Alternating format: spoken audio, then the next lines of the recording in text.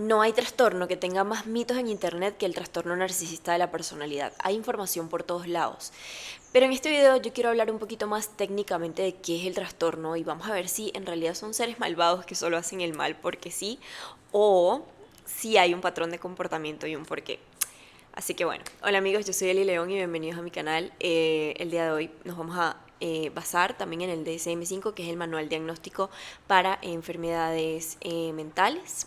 Y en este caso estamos hablando de un trastorno de la personalidad, es decir, una defensa del ego que se toma a través del trauma, es decir, pasó un trauma en el pasado, cuando eran pequeños tuvieron un trauma de rechazo o un trauma tal vez ni siquiera de rechazo. En el narcisismo también puede ser que fueron como tan glorificados de pequeños que luego piensan que el mundo también debería glorificarlos como lo glorificaban sus papás o así, y pues así no funciona la vida en la mayoría de los casos y entonces se chocan con una dicotomía y pasan estas cosas.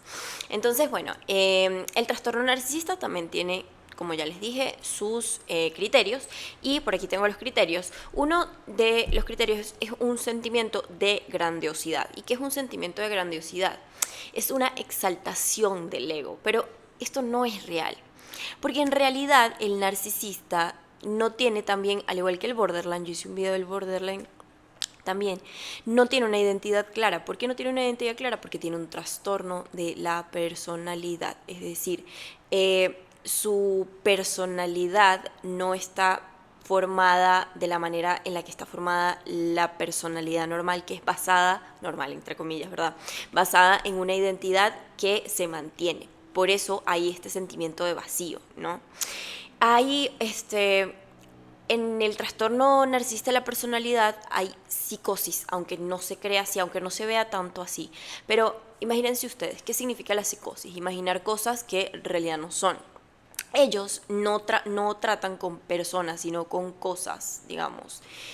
Cuando ellos miran a alguien, no pueden ver a la persona como tal, sino que se hacen una imagen interna de la persona, una fantasía de la persona, y eso es lo que ven de la persona. Entonces, por eso pasa igual que en el borderline, la idealización y la devaluación, porque cuando te haces una imagen del otro, pues esa imagen no va a ser consistente todo el tiempo con lo que es el otro, porque al final no estás viendo al otro.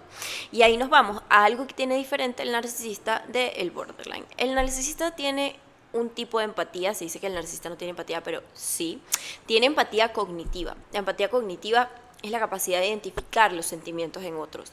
Las personas que no tienen tanta empatía suelen desarrollar empatía emocional, suelen desarrollar más su empatía cognitiva. ¿Por qué? Porque ellos están constantemente monitoreando al otro, los gestos y así, para saber cómo se están sintiendo ante lo que ellos están diciendo, ante lo que ellos están haciendo, porque para ellos es muy importante como la reacción del otro. Entonces no necesariamente no es que no tengan empatía, es que hay dos tipos de empatía, la empatía cognitiva y la empatía emocional. La empatía emocional es la capacidad de sentir o de imaginar en tu cabeza lo que realmente está sintiendo el otro, no solo de identificar la emoción, sino de poder sentir lo que está sintiendo el otro.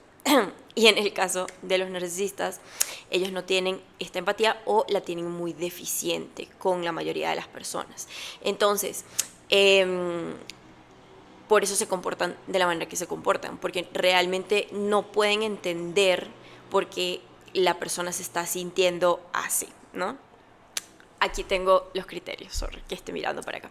Otra cosa muy característica de los narcisistas es que como son personas que están vacías por dentro, porque no tienen una identidad clara, suelen ser personas que no se alegran por el éxito de otros, es decir, sienten envidia, no son capaces de admirar, ellos solamente son capaces de elogiar al otro cuando creen que pueden tener un poco de lo que tiene el otro, pero no son capaces de tener una genuina admiración, de decir, hey, yo quiero ser como tú, pero por mis medios, ¿no? Es como que, más bien, yo quiero ser como tú, pero quiero tomar de ti lo que tú tienes para ser así, no quiero que tú lo tengas, ¿okay? Entonces, su forma de relacionarse va más o menos en eso, en qué puedo sacar de la otra persona, a diferencia del borderline, que no es tanto al punto material de qué puedo sacar de la otra persona, sino el borderline es como más emocional, el narcisista suele ser muchísimo más material. Este, y suele ser mucho de tener un ego que parece fuerte, ¿no? Pero hay una frase clarísima que define al narcisista. Y es: dime de qué presumes y te diré que careces. Yo siento que de lo que más uno presume o asume es de lo que más carece. Los narcisistas suelen tener fantasías de que son multimillonarios o bla, bla, bla. Y eso es de lo que más carecen realmente. Entonces, de lo que más presume la gente suele ser siempre lo que más quisieran tener o lo que más anhelan o lo que más valoran en la vida. Por eso hay que ver mucho qué es lo que presume la otra persona. Hay que entender, hay que saber mucho qué es lo que critica también la otra persona, porque también lo que criticamos más del otro es a lo que le tenemos más miedo de ser. Muchas veces pensamos, no, es que lo que criticas del otro es lo que eres. No necesariamente en este momento, pero sí es lo que más miedo tienes de llegar a ser en algún momento, porque crees que tienes la capacidad de llegar a ser eso. Por ejemplo, yo no criticaría a una persona o asumiría que alguien, por ejemplo, es ladrón, porque yo no soy ladrona. Pero una persona que roba asumirá que todos los demás son ladrones, o que robó en su momento va a asumir que los demás son ladrones y va a decir, uy, tal vez esta persona roba, ¿no? Bueno, los narcisistas suelen ser mucho así con muchas situaciones, casi siempre en el mundo material, porque no son capaces de admirar. Entonces, a otras personas, pues.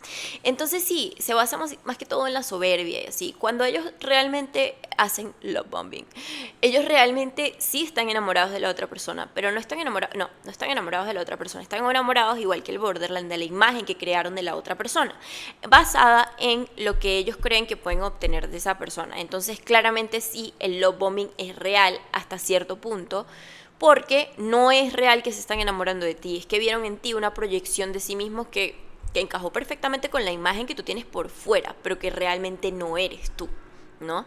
Y eso como que se nota porque estas personas suelen ser como muy, te halagan y si eres increíble y y luego, pum, cae el halago de repente. A diferencia de los psicópatas y sociópatas, ellos no planifican esto. Ellos realmente están haciendo esto de una manera muy inconsciente. En redes sociales se habla mucho de que el narcisista planea y así. La mayoría de las veces ellos no planean esto. De hecho, el narcisismo y el borderline reflejan una muy grande inconsciencia en general. Es como que no, ellos no están en contacto con la realidad, ellos están como en otra realidad. De hecho, cuando se juntan el narcisista y el borderline, o cuando alguien se junta con un narcisista en general, están viviendo como una fantasía porque en realidad él no te está viendo a ti. Él no es capaz de verte a ti en tu totalidad. Y él te va a envidiar cuando vea que no puede obtener de ti lo que él quiere de ti. Por ejemplo, si el narcisista quiere de ti, ay, yo quiero su carisma. Y por eso se enamoró de ti, porque tienes un carisma muy grande y en el fondo él lo que quiere es copiar tu carisma. Pero él no lo puede tener, se va a dar cuenta como que no es posible que yo que yo copie el carisma de esta persona, entonces él te va a empezar a odiar y te va a empezar a envidiar y te va a empezar a querer tirar para abajo, porque para él la única persona que puede brillar es él. No porque lo decida él, sino porque él tiene el ego tan frágil, el ego es muy grande, pero el ego siempre es una vasija que es muy fácil de romper, casi siempre. Mientras más grande es el ego, más finita es el material del que está hecho. Entonces, cualquier cosa del otro puede romper su propio ego. Imagínense qué, qué fragilidad. Que estas son personas muy frágiles en realidad, aunque parezca que no. Y son personas que suelen disociar, no tanto como el borderline, pero cuando caen en perturbación o así, pueden hasta llegar a la psicosis, a la locura, porque es como que un rompimiento de la realidad que él realmente pensaba. Estas personas realmente piensan que son el centro del universo. Y realmente no pueden ver al otro como otro, porque una de las cosas, de las cositas que te hace ver al otro como otro, es la capacidad de tener empatía emocional, es decir, de ponerte en el lugar del otro, sentir lo que él está sintiendo, para intentar no hacer sentir mal a la otra persona. La empatía cognitiva es solamente para identificar la emoción y luego para entender la emoción tienes que tener empatía emocional y estas personas no la tienen. Así que cuidado con esta gente, por favor. Nada, esto fue todo por el video de hoy. Espero que se haya entendido y nada, nos vemos en el próximo video, chicos.